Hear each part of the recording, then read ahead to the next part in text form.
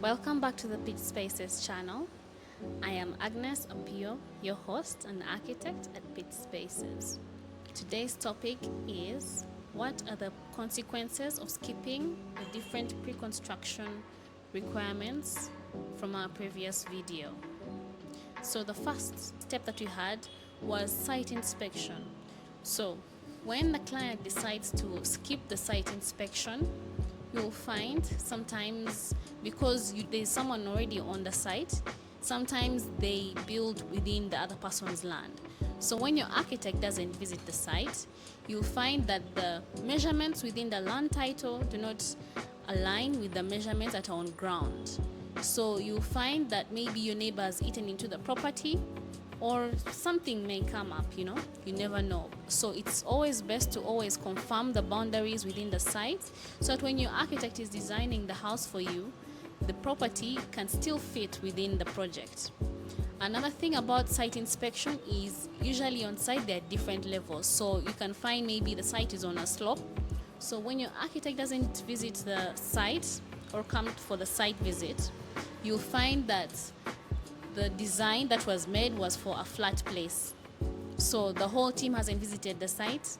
Let's give a scenario. And the architect has designed for you something that's supposed to be on a flat piece of land, but you have the slopes. So this will affect your bill of quantities, of course.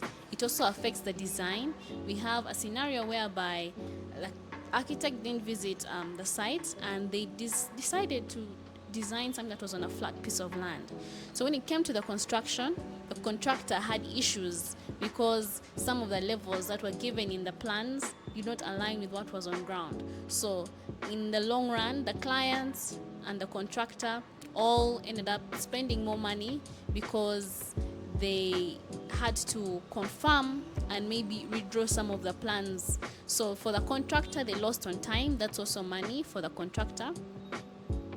And for the architect, they had to, of course, redraw the plans again after visiting the site. So another thing is that the contractor is going to, of course, face challenges when it comes to trying to connect water and electricity to your site because you do not have a site survey report. Yeah. So the site survey report is at the beginning, which is for approving the plans and also for getting your water and electricity connections. So those are some of the issues you have. So those are delays for a contractor that equals time. That's time that's being wasted that is equal to money. So another thing when it comes to construction and the site visits, your architect, of course, is going to have to look around, or whoever is planning your project will have to, of course, look around, look for the nearest hospital. So in case of an emergency or any accidents on site, you know where the nearest hospital is so that you can save the life of your workers. Of course, this is very important under our health and safety precautions that you follow.